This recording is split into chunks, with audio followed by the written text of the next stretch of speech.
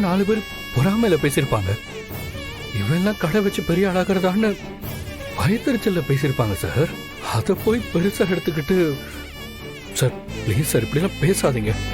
சரி வேற எப்படி சார் பேசணும் சொல்லுங்க, வேற எப்படி பேசணும்? என் பொண்ணு எனக்கு எப்படின்னு தெரியுமியா? நீ எப்படிப்பட்ட உண்மை எனக்கு தெரியும். இதெல்லாம் ஊர்ல இருக்கிறவங்களுக்கு தெரியுமா?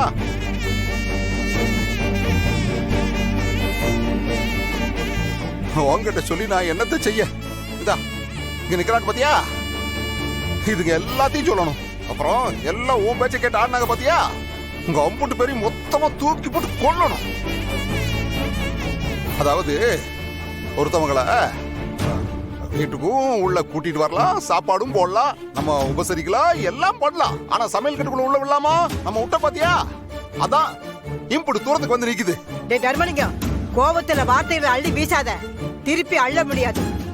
இப்ப என்ன பண்ண சொல்ற நீ? இல்ல நான் என்ன பண்ணணும் இப்போ சொல்லி சொல்ல? ஊர்ல அம்புட்டு பேசுறாங்களே, அது எல்லாத்தையும் வேடிக்கை பார்க்க சொல்றியா? இல்ல வேற என்ன பண்ணணும்னு சொல்லு. ஏய் நீ சொல்லு, நான் கேக்குறேன்.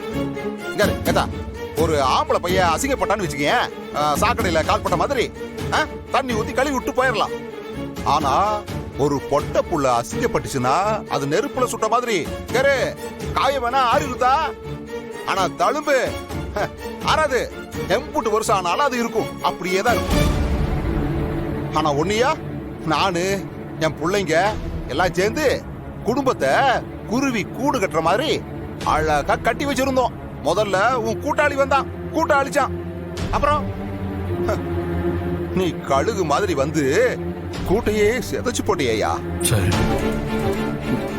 ப்ளீஸ் தயவு செஞ்சு அந்த மாதிரிலாம் சொல்லாதீங்க சார். நான் எப்படி சார் இந்த குடும்பம் கெடணும்னு நினைப்பேன்? பாரதிக்கு அடைக்கலம் கொடுத்த குடும்பம் சார் இது.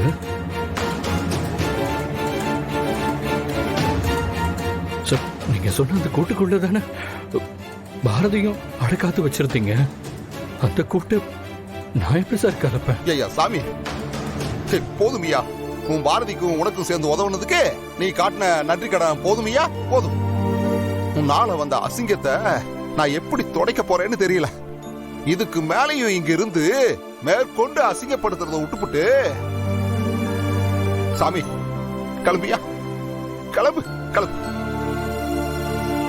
அதாண்டல ஒழுக்கு மரியாதையா உன்னோட அந்த பொட்டி படுக்கையெல்லாம் தூக்கிட்டு அப்பாவுக்கு மவளா இங்க வர்றதுன்னா வந்துரு.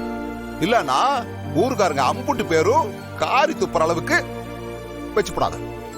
எல்லாரும் காரி துப்பி அசிங்கப்படுத்துற அளவுக்கு அந்த துணி கடையை திறந்து வச்சு இன்னும் 4 கடையை திறந்து வச்சுக்கோ. என்ன பிரியாதா இவனை கூட்டு வந்திருக்க? நாங்க எதுக்கு வந்திருக்கோம்னு உனக்கு தெரியுமில்ல. நீ ஏன் சொன்னா நானும் என் பேரனும் கம்முன்னு கிளம்பிடுவோம்.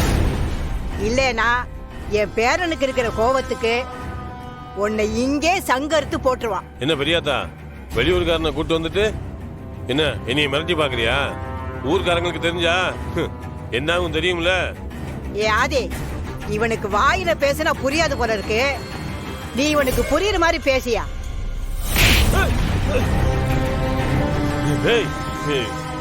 யார் மேல கை வச்சுக்க தெரியுமா?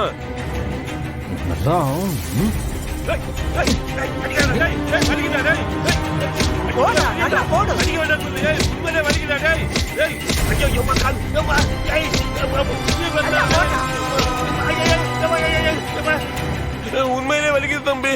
சுகர் மாத்திரம் சாப்பிட்டு இருக்கேன்டா. நீ அடிச்ச அடியில கண்ணெல்லாம் கட்டுற மாதிரி இருக்கு தம்பி. டேய் சிவனாண்டி, அண்ணன் தங்கச்சி மாதிரி பழகுற என் பேத்தியும் பேரனையும் உனக்கு பார்த்தா தப்பா தெரியுதா? ஏன் அப்படி சொன்ன? ஏன் அப்படி சொன்ன? ஆண்டாலும் நீயும் பைக்ல ஒன்னா போறத பார்த்து எனக்கு அப்படி தோணுச்சு தம்பி. உனக்கு தோணுச்சா இல்ல ஊருக்குள்ள வேற யாருக்காவது தோணுச்சா?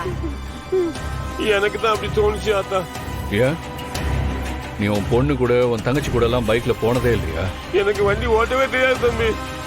டேய் விருந்தாளிக்கு பிறந்தவன, இன்னைக்கு நீயா வந்து பேசலன்னு எனக்கு தெரியும். ஒழுங்கு மரியாதையா யார் உன்னை அப்படி பேச சொன்னாங்கன்னு சொல்லிடு. பெரியாத்தா உன் மேல சத்தியமா சொல்றேன், எனக்கு தான் தப்பா தோணுச்சு. பிரசிடென்ட் என்ன சொல்லல ஆத்தா. நாங்க பிரசிடென்ட் சொல்ல சொன்னாரான்னு கேட்கவே இல்லையே. எதுக்கு இப்படி அவரை பத்தி சொல்ற? இல்ல எனக்கு தான் தப்பா தோணுச்சு. அதான் பிரசிடென்ட் அண்ணன்கிட்ட சொல்லலாம்னு சொல்லி சொல்ல வந்தேன். நீங்க அடிச்ச அடியில வாய் குளறி அப்படி சொல்லிட்டேன். எனக்கு லேசா சந்தேகம் இருந்துச்சு. இருந்தாலும் ஆண்டாள் விஷயத்துல இவ்வளவு கேவலமா நடந்துக்க மாட்டான்னு நினைச்சேன். நான் நினைச்ச மாதிரியே ஆனா அந்த பையன் பெரியதா அண்ணனை பத்திலாம் அப்படி சொல்லாத. அவரு எவ்வளவு நல்லவரு தெரியுமா? டேய், எனக்கு இருக்கிற கோபத்துக்கு உன்னை இங்கேயோ கொண்டு புதைச்சிட்டு போயிடுவேன். ஒழுங்கு மரியாதை என்ன நடந்துச்சுன்னு சொல்லு, உண்மையை சொல்லு. அட என்ன தம்பி, நீங்க ரெண்டு பேரும் பைக்ல போறத பார்த்துட்டு போடு, விடாத. புரியலையா? இல்லையா? இல்ல, இங்கேயும் உன்னை கொன்னுடுவேன்.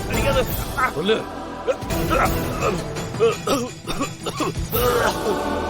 சொல்லிடுறேன் தம்பி. தர்மலிங்க அண்ணன் தான் அந்த மாதிரி சொல்ல சொன்னார் தம்பி.